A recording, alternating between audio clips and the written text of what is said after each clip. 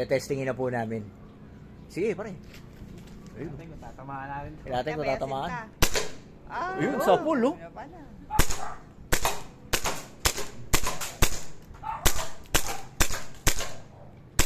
Yan po, testing po namin T-Rex, high kappa. Pangalawang magazine na po yan. Sa karga. Yun.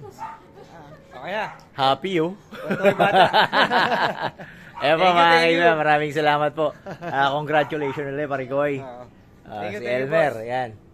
Asa ano kami, Hagunoy, Bulacan. Dinala po namin yung tinamaan niya. Yan.